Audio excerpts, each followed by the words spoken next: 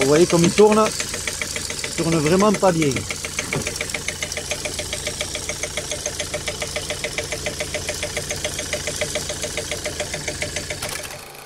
Hey, salut les amis, j'espère que vous allez bien. Je suis dans la ville d'Aix-en-Provence. Je viens voir une Clio 3 qui refuse de démarrer. Il y a du vent, il fait gris, il fait pas beau aujourd'hui. On ne peut pas dire qu'il fait pas beau, mais il fait gris, il fait froid. Donc on va voir le problème de cette Clio 3 ensemble. C'est parti. Alors nous voilà dans la Clio 3, on va aller brancher la prise OBD. La prise OBD sur Clio 3, elle est là. Normalement, il y a un petit cache, vous l'enlevez.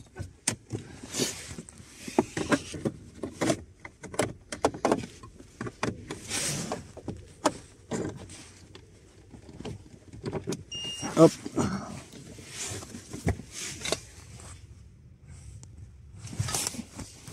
C'est ok.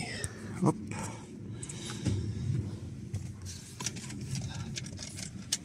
Alors, on va mettre le contact chez le.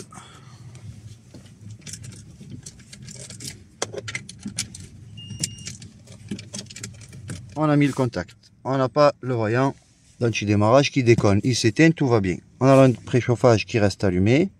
Ça, c'est pas normal. On va voir peut-être les bougies de préchauffage. Et à partir de là, comme à l'accoutumée, on fait le diagnostic.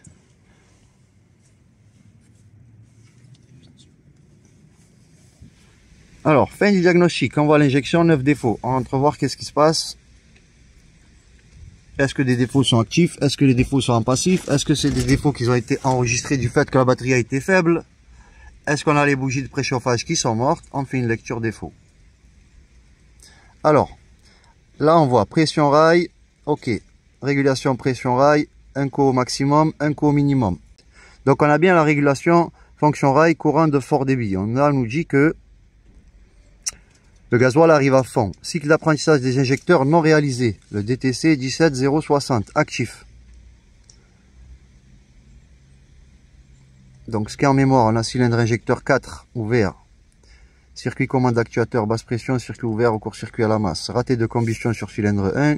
Liaison diagnostic, boîtier de préchauffage, circuit ouvert. Donc là, le défaut de boîtier de préchauffage, il est en mémoire. On sort de là. On va juste revoir ce qui était actif. Cycle d'apprentissage des injecteurs non réalisé. Alors là, on nous explique que les injecteurs n'ont pas été codés. On va aller voir les données en temps réel. Est-ce que la pression gasoil varie ou pas? Est-ce que le gasoil arrive comme il faut?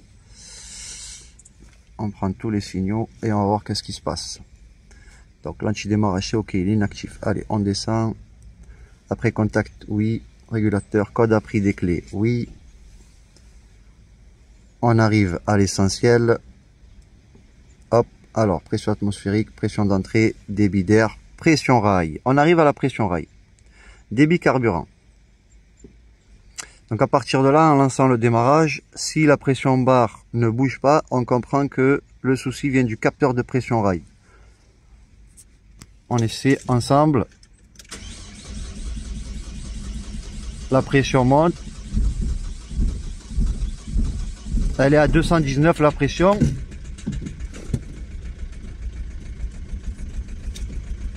Là, le moteur est en marche. La consigne pression rail a été atteinte. Le véhicule a démarré. Par contre,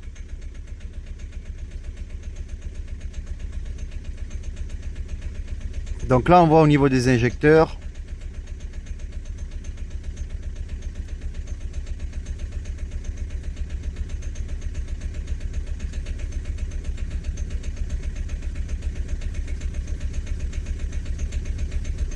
Donc il nous a dit, le PC, que les injecteurs n'ont pas été codés.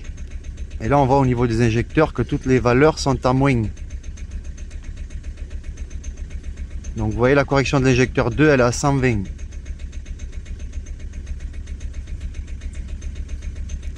On revient voir les données en temps, les codes défauts qui restent en actif.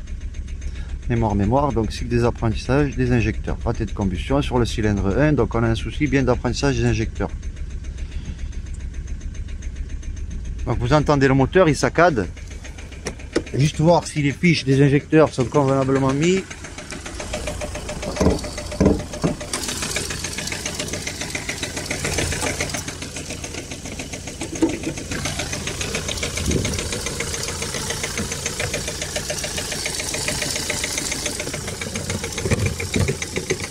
Vous voyez comme il tourne vraiment pas bien.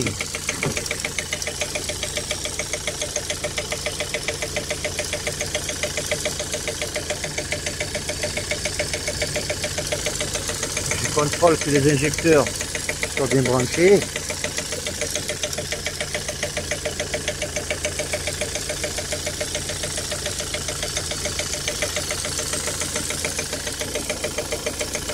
Il n'y a pas de fuite au niveau des injecteurs. Là, le boulon n'est pas bien fixé.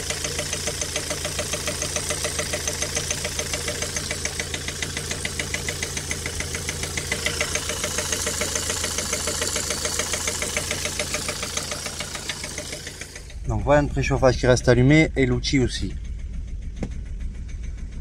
l'UPC, on va voir juste là au niveau de l'UPC qu'est-ce qu'il nous dit.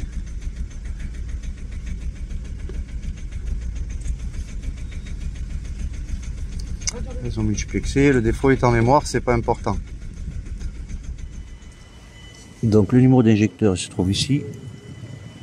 La valise nous a demandé de faire un codage d'injecteur. Donc on va commander le cylindre 1, commande terminée, échappe.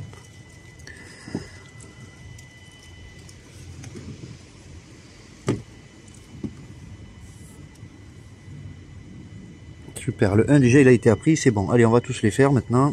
2.